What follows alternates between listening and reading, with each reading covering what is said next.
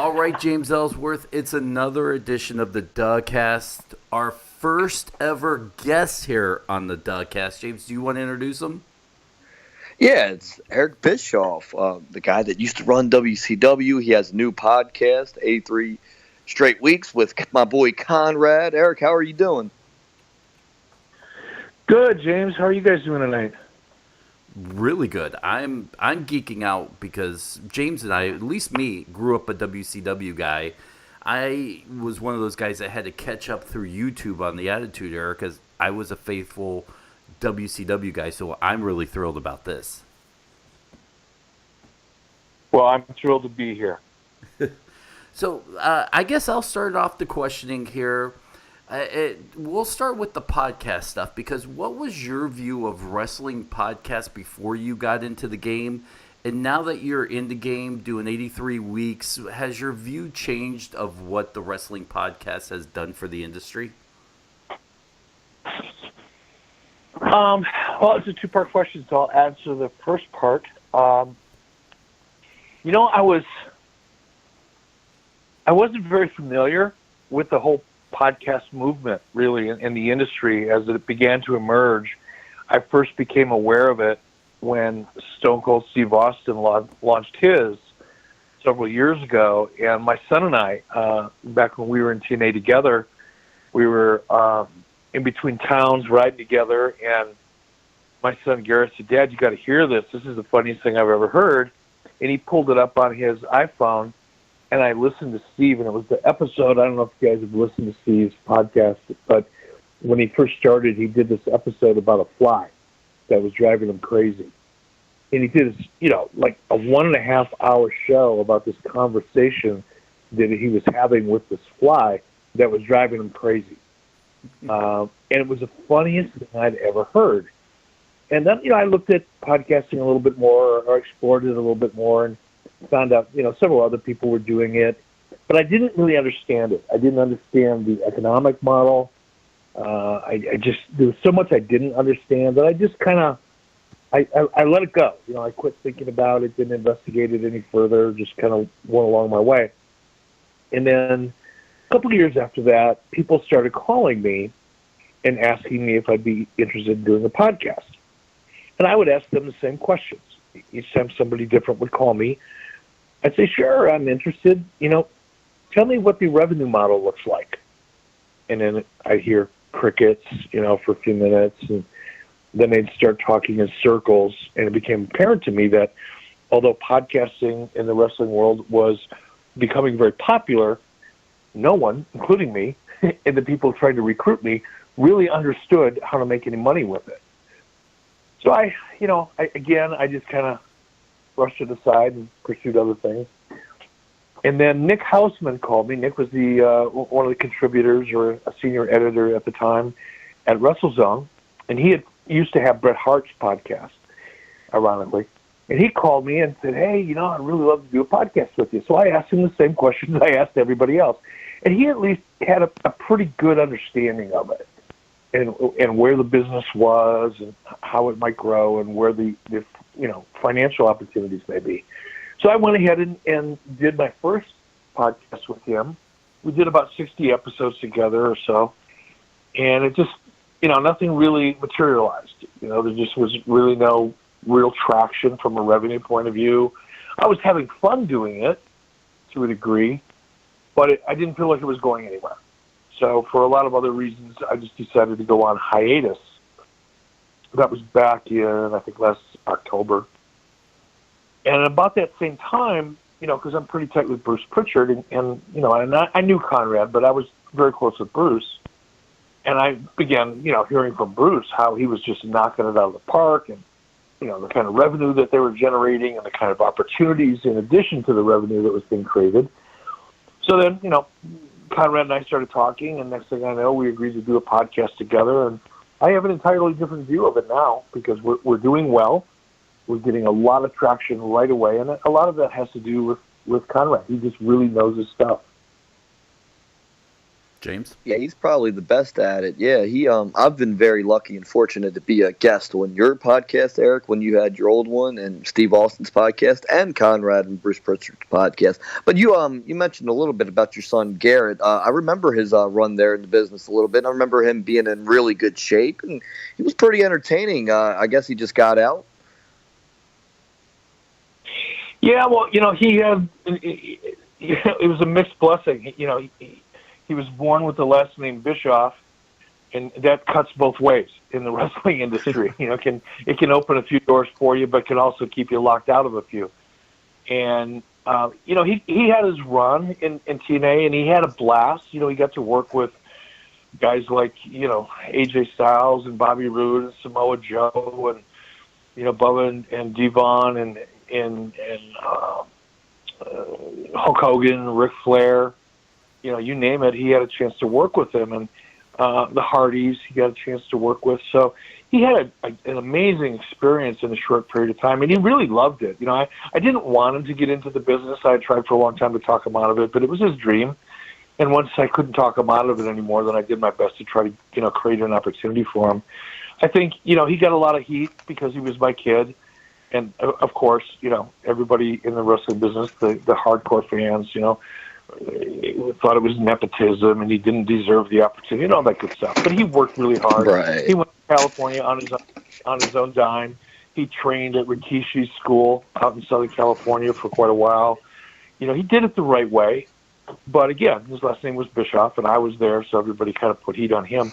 I think he could have, had he stuck it out, I would have been disappointed if he did, but I think he could have probably made it. He had a lot of natural talent. He's a very physical guy. He's in very, very good shape and very athletic. And, he's got a good look, and he could cut a hell of a promo. I mean, with very little coaching or training for me, he got to the point very quickly where I could give him, 2, 3, 4-minute promo with somebody, just give him like 3 bullet points and let him do it himself. And he was generally very, very good at it. So, but, it was a good experience. And I had a blast working with my son. We shot a, little angle together, and it was a good time. I'm wondering, with the revolution going on in the independent circuits, with All In, you have Impact, Ring of Honor, everybody kind of working together now, and people say you don't see history until it's happened. Do you think that this is a new movement coming that will revolutionize or maybe even change all of wrestling? Or are we just kind of seeing a fad and, maybe come close to touching the stars but fall a little short? No, I believe in the former. I think what we're witnessing is the tip of the iceberg in terms of where independent wrestling can go. And all you really have to do, James, is look at the independent music scene and look at the music business and where it was 25 years ago, before digital came along. The first incarnation was peer-to-peer file sharing, and then it was iTunes, and then it was YouTube. And all of a sudden, if you were a musician, instead of having to have a record label, if you were a musician, and the only real way you could make a real living is if you were fortunate enough, if you were that, 1 in a million to score a record label deal. And even then, you weren't guaranteed anything. You had to play by the rules of the record label, and you had no control over your music. You had no real rights, and you had to play the political game. And it was horrible. And then all of a sudden, with all of the digital opportunities, and the most obvious one being YouTube, all of a sudden, artists, could make a YouTube video and be, what appeared to be an overnight sensation.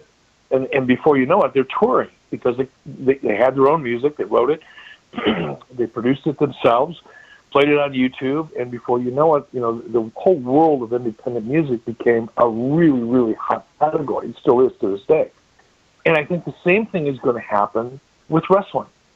If you look at technology now, if you look, for example, 10 years ago, 5 years ago, hell, 3 years ago, if you wanted to produce a live pay-per-view, pay-per-view, call it whatever you want, stream it.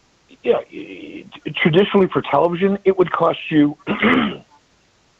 $350,000, $450,000 because you had to have satellite uplink right off the bat. That's $75,000 right out the door just for the uplink to get your signal up to a satellite to distribute your content.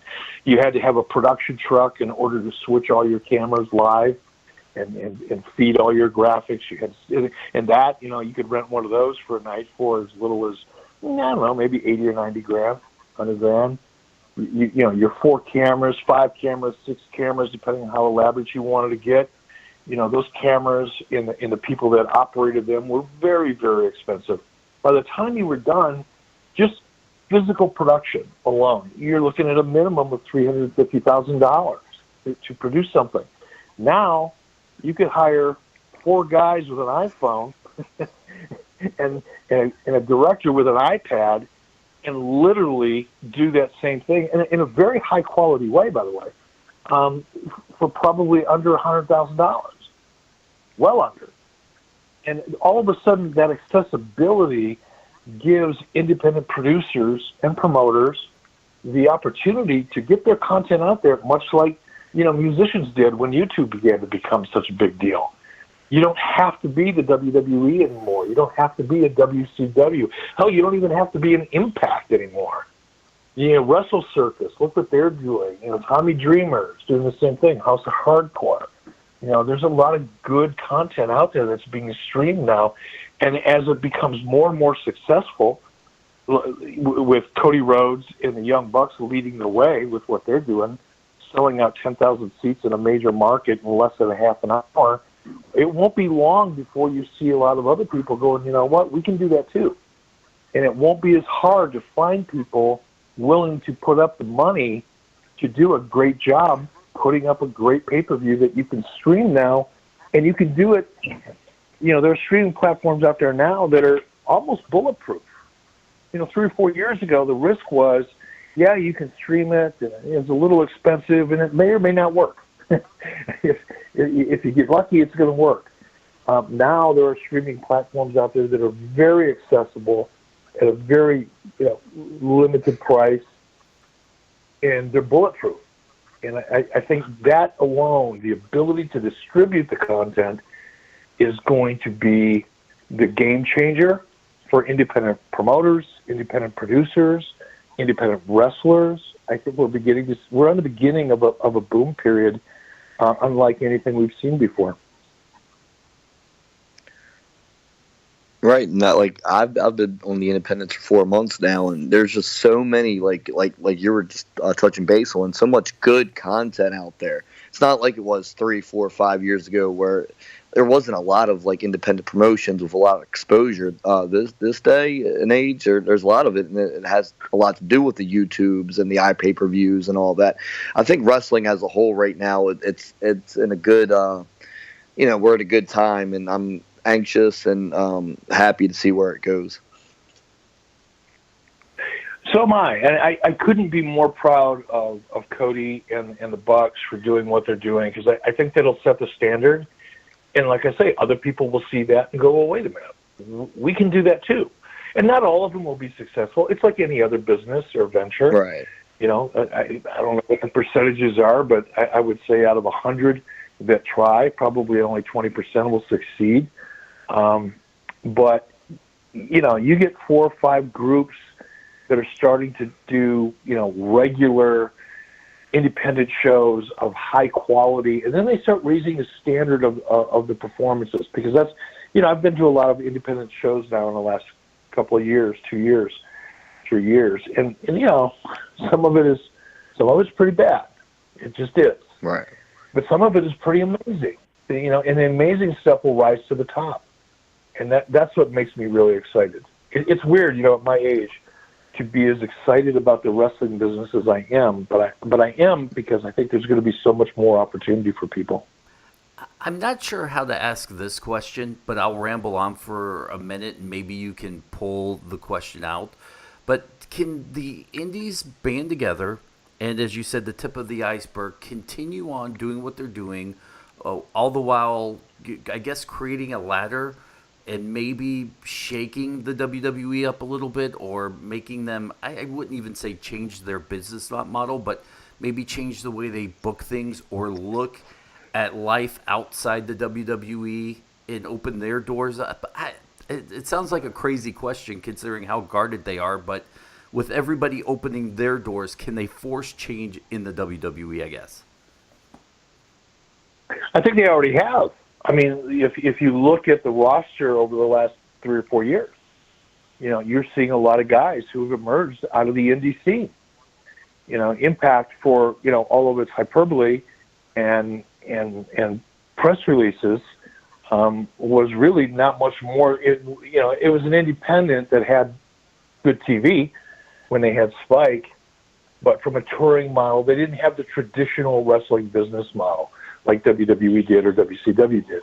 They were strictly a television property that didn't really tour, that had no licensing and merchandising, didn't have any of the traditional revenue streams. But, they had some great talent, and a lot of that talent came from the independent scene. Guys like Kevin Owens and all of the top talent that have emerged from the indie scene into WWE right now. And I consider, AJ, and it's not I don't mean it to be derisive. It's a compliment, and I mean it as such. But, I considered them independent talent when they broke into WWE, because that's really where they came from. And I think to a degree they already have. If you look at the style of, the matches that WWE is producing now and has been producing for a while, I think it's already been highly influenced by the independent scene. And I think it will become even more so as time moves on. When guys, the most notable ones, the ones that get the most press right now, look at Kenny Omega. I mean, Kenny Omega, outside of WWE is probably one of the top names in the independent scene right now. And there are many others that are getting, look at what Cody Rhodes is doing, even though he came from WWE. And Cody's making a hell of a name for himself to the extent that neither one of those guys will ever have to go to work for WWE if they choose not to. In fact, I would be shocked if they chose to. They're probably much better off not in WWE than they would be in WWE, financially and every other way. So I think it's already happening, and I think it will begin to happen more. But WWE is not going to go away. The business model is so different than the independent circuit. Guys, look, again, pointing to the Young Bucks, I sound like I'm their agent or the manager here, but, they've got merchandise in retail chains. Their merchandise is outselling a lot of merchandise inside of WWE. It's just amazing and great, by the way. I'm excited for them. Because if they can do it, so can other people. If they can have success, guess what those retailers are looking for? They're looking for the next independent wrestler that's going to have success. It opens so many doors when somebody breaks through like that and creates so many opportunities for so many other people. And as long as we keep seeing that, I think, I think there's going to be a ton of opportunity outside of WWE. And, of course, that will affect WWE. But nobody's going to put them out of business. That's for sure. It'll just be different, and that's okay. That's the beauty of independent stuff. You don't have to try to be bigger than them. You just have to try to be different than them. And if you're different enough and you're good, the audience will find you. There's enough room for everybody. Yeah, in my humble opinion, like wrestling as a whole right now is just doing so well. Like you said, like guys on the independents have merchandise and retail places like Hot Topic and all that. But like WWE, I mean, they just got like $1 billion deal with Fox. So I just think wrestling right now as a whole is thriving, and it's cool to see. And me as an independent contractor and a professional wrestler, it's a real fun time in the business because there's work for everyone, it seems like. And I'm having a lot of fun. I'm getting a lot of work, and it's just because wrestling's thriving right now. Independence, WWE, everybody's doing well. And again, I'm just anxious to see where it goes. Same here. I know I have one more question left before we let you go, James. I don't know if you have another question or so, but I'll throw this out here now. I feel like you're the kind of guy that would answer it, not just, you're not the guy to make this decision, but in your opinion, is Eric Bischoff a WWE Hall of Famer? And I'm not saying maybe this class or the next class, but eventually, do you think what you've done in the industry and based off who they've let into the Hall of Fame, not a knock on what they've done, but comparing your credentials to what theirs are, do you deserve to be in?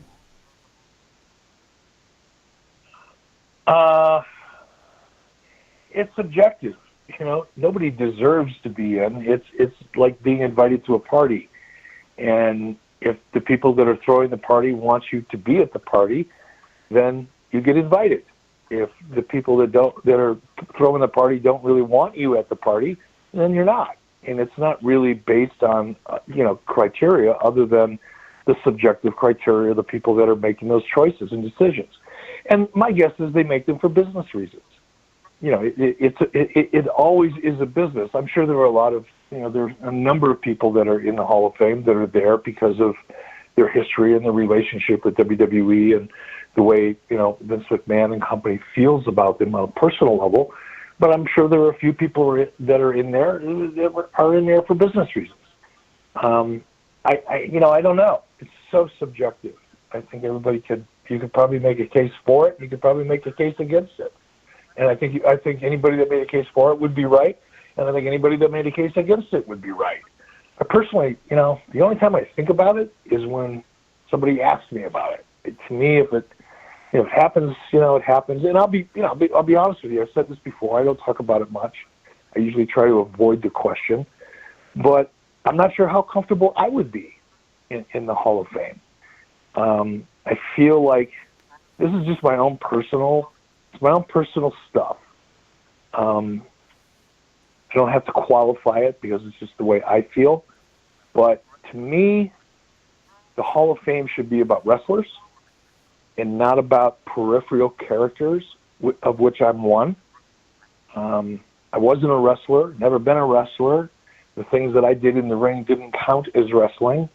They were just stunts, if you will, stunt programming or stunt angles, if you will. Not wrestling. And I'm not a big fan of celebrities. The celebrity wing of the WWE Hall of Fame. I don't get it. It doesn't. To me, guys, that came up through the independent scene, going back in the old territory days, that were, living in their cars and, cooking hamburgers on the manifold of their cars as they were heading down the highway and sleeping in their trucks and, going from town to town for $50 a night and coming up, the hard way, so to speak. Those are the people that should be in the Hall of Fame, not announcers, not managers per se, and certainly not executives. I guess if they ever have a WWE Executive Hall of Fame, then I would petition them to have a statue of me out in front of it, because in many respects, I think a lot of the things that I did were in no small way contributed to where WWE is today. I think the Monday Night Wars, in many respects, contributed to where WWE is today. Had it not been for the Monday Night Wars, I'm not sure WWE would still be around. They would have been stuck in their traditional formula of presenting, cartoony characters and the same silly lame storylines that they had, and they would have been stuck in the bubble that they lived in up until I forced them to get out of it. And I'm not sure they would have been able to survive the 90s or the 2000s had they done that. But they changed their formula. They changed the way they did business. They, in many respects, copied our format, which is a compliment to all of us that kind of created it in the first place. They went from being cartoonish and silly, where every wrestling character was either a dump truck driver or a dentist or, a clown or whatever, an IRS agent, to the Attitude Era. That Attitude Era would have never happened had it not been for Nitro and the NWO. So, they have a WCW or WWE Executive Hall of Fame. Damn right, man. There should be a big bronze statue of me pointing to my dimples looking like a smarmy punk. But beyond that, I don't really think, for me personally, I'm not even sure I'd feel comfortable doing it. James, wrap it up. What do you have? Well, as far as the Hall of Fame is concerned, and Eric Bischoff, I think, to me, and just my humble opinion, the Hall of Fame is a celebration of people that, in professional wrestling, have made a huge impact in the business, and obviously Eric has, And I'm really enjoying the 83 straight weeks with you and Conrad. Again, Conrad, I talk to him every now and then. He's a great guy, and it's very entertaining, and I know you guys are doing good business with that. But definitely Eric Bischoff is someone in professional wrestling that everyone knows. Everybody knows the name Eric Bischoff, and I was happy to have you on the Dougcast. It's fairly new, my podcast here with Dennis, and appreciate you being on, Eric. Well, I'm glad to be here, and I love what you're doing, and wish nothing but the best for you guys. And I'm happy to jump on your show anytime. Don't say that. And you know what? If I don't get that invitation, to the WWE Hall of Fame, I think I'm going to build my own down in my bunkhouse over on my property, and it'll just be a picture of me or two, and I'll just keep a couple of beers in the refrigerator. And then when my friends come over, they can all kind of just pat me on the back and tell me how great I am. And that will be my own Hall of Fame. And that'll be just fine. Eric, thank you so much for the time. We'll let you get on with your evening. Good luck and congratulations on the success of your podcast. All right, you guys. Be well, stay safe, and look forward to talking to you soon. James, our first guest, that was a great interview. Oh, absolutely. Eric Bischoff, man. When I was a kid, I was very entertained by the character portrayed on Nitro of Eric Bischoff in the NWO. I always was. Like, it was just, I was a teenager when he, was first on television, 12, 13 years old, and I was entertained by the guy. I always liked the heels anyway. And, the man did it for 83 straight weeks. He was number one wrestling show on television, WCW Nitro. It's cool that he has a podcast talking about that and hearing all the old stories about what went on there behind the scenes at Nitro during those 83 weeks they were on top. And, it was great to have him on. Here's my issue, and nothing to do with him, but as a fan growing up who still loves it, who avoids any internet news because I like to enjoy the purity of wrestling, I get blown away when I sit down and I talk to someone and they're not the character they portray, especially as a young guy. At what point when you broke into the wrestling business did you sit down with someone and go, oh my gosh, he's nothing like what he was on TV, where you kind of still had that, preconception that this guy was the same guy on TV?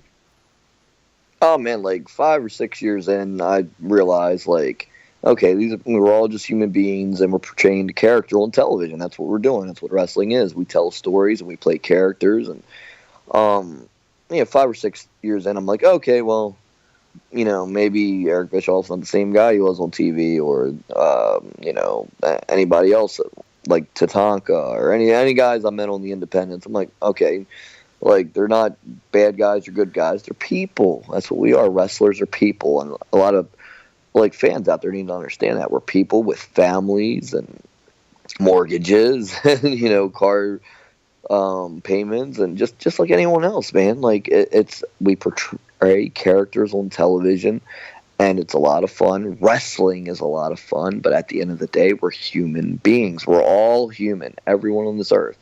And I learned that. It took me about 5 or 6 years where I separated that, where I was like, okay, well, my trainer was Axel Rotten. There was Axel Rotten, the character on Extreme Championship Wrestling, and there was Brian Knighton, my trainer and my friend and my buddy. And they were two totally different people. Let's talk about the Brock Lesnar versus CM Punk discussion that's been popping up all over the internet. As we know now, Brock Lesnar is, as of this recording, I guess 2 days longer than CM Punk. A lot of the internet smarks, whatever you want to call them, are claiming that the WWE is just trying to wipe CM Punk out of the record books. But I really kind of disagree, where if you look at the current product where it is, it only makes sense that you built this beast up for so long that he's the one to break this record. He's the one that broke the Undertaker's WrestleMania record. Does that mean the WWE was trying to wipe the Undertaker's undefeated streak? No. I feel like Brock Lesnar doing this is the right guy at the right time, and it's just a natural progression of this record. To me, it's two different records. He's the Universal Champion, which is a fairly new title, and he's had it the longest. CM Punk in the last 25 years was the longest reigning WWE Champion, and Brock Lesnar is the longest reigning Universal Champion. That's just the way I look at it. I respect both guys. They're both megastars in the business of professional wrestling. Obviously, Punk's not in it anymore. He just had a second UFC fight. I have nothing bad to say about either one of them. They're both megastars, and I mean, as far as the records are concerned, I think that's just all, smoke and mirrors, man. Wrestling, to me, is fun. It's a show. It's entertainment. And that's just the way I look at it. My humble opinion, like I always say here on the Dougcast. You brought up a good point there, because if you really look at their title reigns, and we all know that I think Brock has had 10 title defenses and CM Punk has had 4 or 5 times over. But if you were to switch the roles, it wouldn't work. This title reign would not work for Brock Lesnar if he was at every pay-per-view wrestling. And you couldn't put CM Punk only wrestling 10 times. That's not who he is.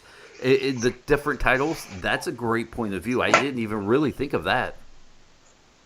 Yeah, it's 2 different type of performers, man. CM Punk was night in, night out, old school, every house show, every pay-per-view. And Brock Lesnar, he's a special attraction, and he's earned that. He's legit. He was a former UFC champion. He's a beast. He really is. And it's just 2 different type of performers, both great at what they do and both great at who they are as performers. And I think people just need to separate the 2. It's 2 different things. Me personally, I hope CM Punk never returns to a wrestling ring, and not because I loved him. I loved everything about him.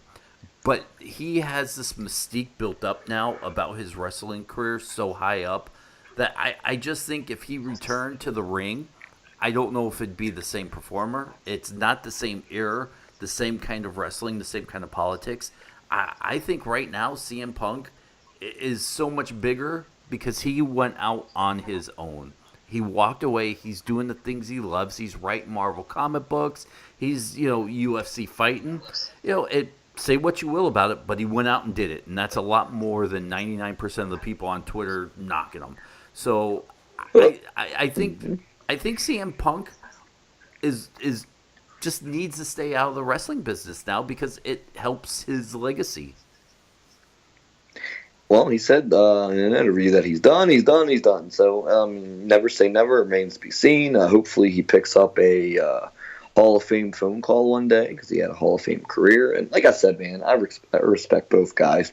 Brock Lesnar and CM Punk are megastars in professional wrestling and in WWE, and that's, at the end of the day, fact and the way it is. Duh! Let's talk a little New Japan before we wrap up this podcast, because I'll be honest with you. You look at New Japan now, Kenny Omega is a champion. Chris Jericho is a champion, which, by the way, we can't say enough awesome things about what Chris Jericho has done and is going to continue to do. I feel like if this resurgence, as we talked about with Bischoff in the Independents, and this is only the top of the iceberg, Chris Jericho is the captain of the ship. When we look back 10 years from now, no matter what you think the Independents is, whether it's where it is now or light years ahead, Chris Jericho will be the grandfather of this. Chris Jericho just knows what to do, where to do it, and how to do it, and he's the master of reinventing himself. And I'm proud to call him my friend, and I just text him all the time and go, man, you're the man. Because he is, man. He's probably, to me, the smartest professional wrestler in the business, and I mean that. I saw an interview where he says, he feels comfortable wrestling outside the United States because he feels like it doesn't step on Vince McMahon's toes. Just because, Vince McMahon is a states-based company. And outside the United States, he feels like he can kind of do whatever he wants, and he wants to command I believe he said a 6-figure payday if he's doing something outside the WWE, just because if he makes them mad, they don't ever have to book him again, and he wants to make sure that he can entitle that kind of payday from there on out if he's not welcome back in. Amazing thinking for someone that has the world in his palms, could do whatever he wants, and chooses to just be still respectful to the company? Well, Vince McMahon's the hand that fed him. He's 17 years, and again, he's just the smartest guy in the business to me. He's respectful towards Vince McMahon and what Vince McMahon's done for him, and the home he had there in WWE for the 17 years, and wrestling outside the U.S. And as far as the six-figure payday is concerned, he's earned it. He's Chris Jericho. He's worth it, man. He's a megastar. Again, I throw that word megastar out a lot during this podcast, but it's true. Chris Jericho is another megastar in the business, and he's worth it. He's worth it for New Japan. He's drawing them good numbers, and he's, again, reinvented himself. And Chris Jericho has been entertaining to me at James Ellsworth since 1993 when I first discovered him in Extreme Championship Wrestling. I followed him from there to WCW, to the WWE, and now New Japan. Like, to me, humbled opinion again, smartest professional wrestler in the business. This sets up my question of, you have Omega, you have Jericho, you have the Young Bucks all carrying titles in New Japan. And I'll be honest, I am not super familiar. I am maybe a 2-year, really following that product for about 2 years now. Let's say 5, 6, 7 years ago, would you see this many Americans carrying belts for that company, or is this kind of a new way of thinking for them?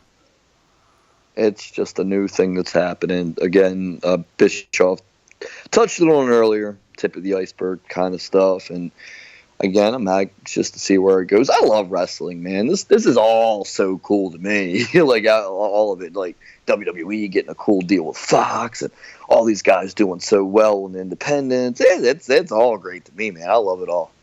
Chris, let's Chris Jericho out on my mind.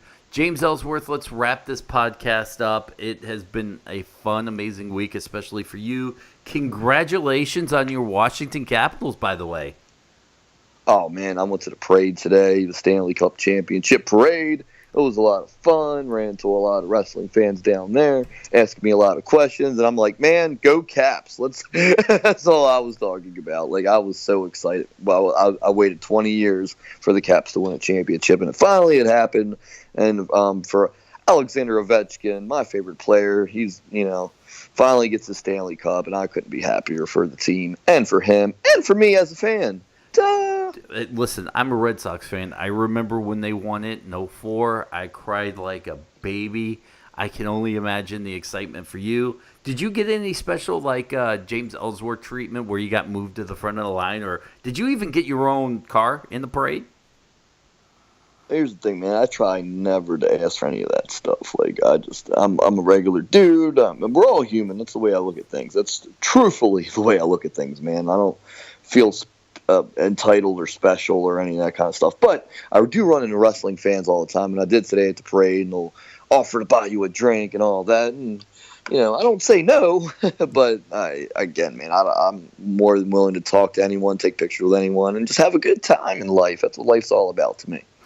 James, let's promote. Where can people find you on social media? At Real Ellsworth on Twitter, James Ellsworth Wrestling on Instagram, and as always, visit AdrenalineWrestling.com and check out my buddies there at ACW. There you go. You can find me on Twitter at Dennis77Farrell. Don't forget the podcast. Go over to WrestlingPerspectivePodcast.com. There you can find all the links to the podcast. Take it with you wherever you want to go. We have hit some amazing heights this past week on iTunes. Kind of came out of nowhere. I think we peaked at 17. We're sitting at 20-something as of this recording.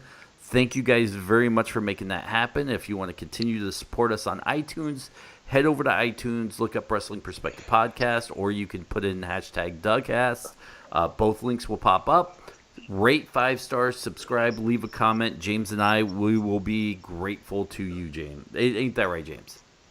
Absolutely, man. And I'm just very, very blessed to just be a part of this podcast, man. I'm having a good time with it, and it's cool. We had our first guest today, and I'm sure we'll have many more down the road, maybe a guest a month. We'll talk about it and see what we can do with that.